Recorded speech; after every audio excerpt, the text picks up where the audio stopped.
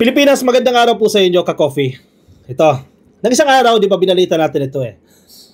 Itong mga taga Maynila, gumagawa ng fake news. Pinapalabas nila magulo dyan sa BARM. Marami nagme-message sa atin, walang gulo dito sa BARM. Sinasabi nila dahil bago po yung leadership dyan sa BARM, kasi bagong appoint si PBBM dyan eh, may bago siyang itinalaga dyan, kapalit ni Sir Ahud. Pinapalabas nila, hindi raw natanggap yan ng ilang faksyon ng MILF. So meron daw faksyon, nag-aaway-away dyan sa BARM. May mga nag-message sa akin. Sabi nila, hindi totoo yan, ka-coffee. Na may nagkakagulo kami dito, na hindi namin sinusuportahan yung bagong leadership ng BARM. Hindi totoo yan. May mga nag-message sa atin. Fake news talaga. Kasi gusto nila pasamain si PBBM eh. Gusto nila sirain agad yung bagong leadership ng BARM. Hindi kayo nagtagumpay dyan. Meron na nagsalita. Matataas na leader ng militar dyan sa Mindanao. Nagsalita na. Matindi to, ka-coffee. Yung kanilang statement. Akala nyo ha? Kasi gusto nila magalit ang militar eh.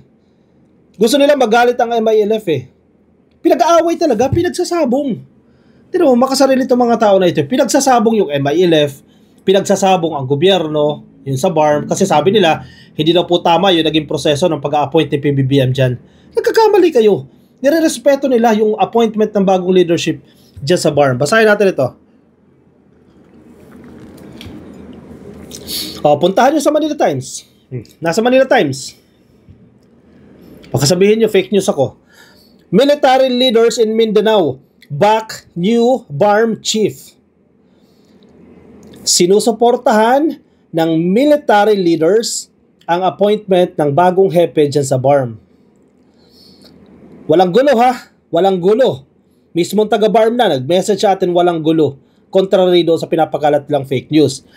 Military leaders in Mindanao have expressed full support for the newly appointed chief of the Bangsamoro Autonomous Region in Muslim Mindanao or BARM, si Abdul Rauf Makakua, despite emerging rumors of internal resistance within the Moro Islamic Liberation Front or MILF. Pinalaki nila, siguro may isang tao nagsalita or kung dalawa, pinalaki nila matindi yung resistance. Merong internal resistance na dapat aksyonan within the MILF group. Nagsalita na rin yung mga hepe nila, walang ganyan. Susuportahan niya namin yung bagong leadership eh. The affirmation came after President Ferdinand Marcos Jr. appointed Makakua as the new interim BARM chief, replacing Ahud Ibrahim. The decision sparked debate among some MILF members who claimed that key consultative processes were bypassed, fueling speculation about possible instability in the region. Possible instability. Naging parte na ng kultura natin yan, ka-coffee. Na minsan, kapag hindi favorable sa atin ang mga nangyayari, ang tadhana, let's say tadhana, mag-iisip tayo ng paraan para palabasin na mali yung ginawa. Kasi kahit papano nare-relieve tayo eh. Yan style na natin yan eh. Kumbaga coping mechanism natin yan eh. Teka, hindi ko tanggap itong pangyayari na to. So mag-iisip ako ng paraan para kahit papano matanggap ko yung sitwasyon. Mag-iisip ng dahilan para kahit papano mabilis maka-move on. So, posible na ganyan, which I think, sige, pwede naman, part of the process yan. Kasi nag-change ng leadership, hindi na naman nila ini-expect yan eh. Biglaan, kasi hindi raw nila narinig yan, etc. Kulang daw ng consultation, etc. Sige, tanggapin na natin yan. Ang problema, pinapalaki ng mga taga-Maynila. May mga taga-Maynila eh.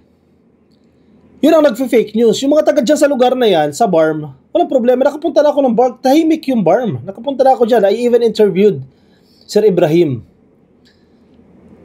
Tahimik dyan. Itong mga taga Maynila ang nagpapagulo dyan eh.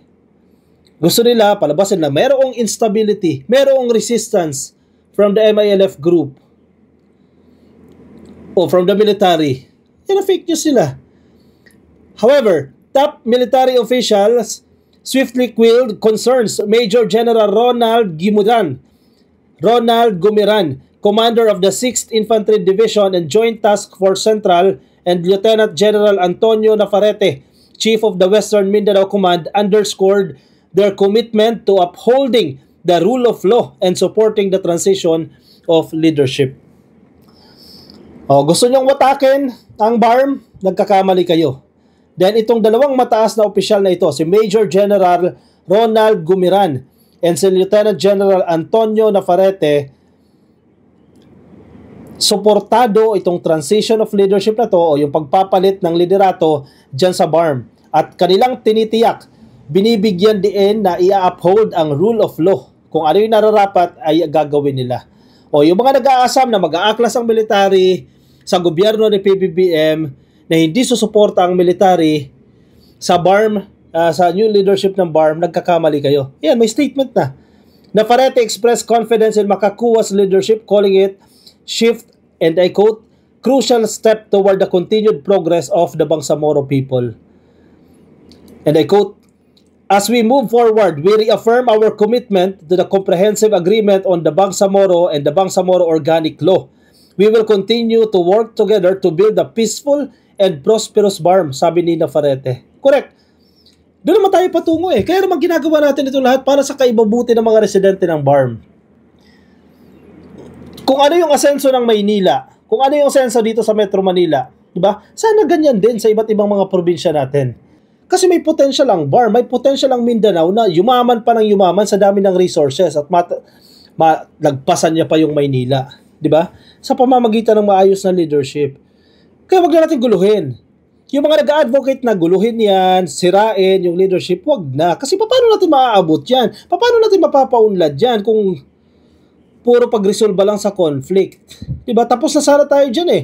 Yung local insurgency, unti-unti nang na-address yan eh. Move forward na tayo dyan eh. Pero may mga nanggugulo, mga taga Maynila pa, wala naman silang involvement, wala silang kinalaman. Sinabi naman po ni Gumiran, and he gave assurances that the military remains ready to collaborate with the new BARM leadership, the Philippine National Police, and other key stakeholders to ensure a smooth transition and maintain regional stability. And I trust them. And I trust the new leadership. Ganoon din po yung previous leadership na they will work together. Ayaw din ang gulo. Definitely. Malaki din ang sakripisyo ng Sir Ibrahim para mapaganda ang BARM. At ayaw din nilang guluhin yan dahil nag-change ng leadership. Hindi nila gagawin yan. Kasi kawawa ang tao. Tao ang magsasuffer niyan.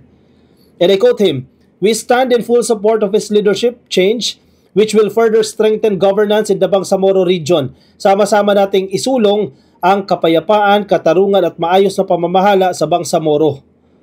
Sabi po ng general. Maganda, di ba? Maganda pakinggan. Both generals also commended former Chief Minister Ahud Ibrahim for his service, acknowledging his contributions to the region's progress and expressing optimism that Makakuwa will continue that trajectory. Ako hopeful, ka-coffee. Yan ang gagawin ni Sir Makakuwa. Kung ano yung nasimulan ni Sir Ibrahim, ipagpatuloy yan at mas mapaganda pa itong BARM para sa kapakinabangan ng mga tao. O yung mga taga-Maynila, wag na tayo manggulo. Di ba? Wag na tayo magpakalat ng hate speech, wag na tayo magpakalat ng pagkakahati-hati o mag-promote ng away dyan sa BARM dahil sila mismo dyan tahimik. May mga messages tayo natatanggap, tahimik sila dyan. Hindi totoo na may mga resistance na nagaganap dyan. O siya, ka-coffee, baka may komento kayo, opinion, reaction, lagay dyan sa comment section para mabasa po yan ng iba natin mga ka-coffee. Yung mga nasa Facebook, pasuyin na lang ka-coffee, baka di pa kayo naka-like and follow, please like and follow. Yung mga nasa YouTube, click lang po na subscribe and hit the notification icon para updated kayo every time we have new uploads. I'll see you in my next video, ka-coffee. Bye-bye at kape tayo.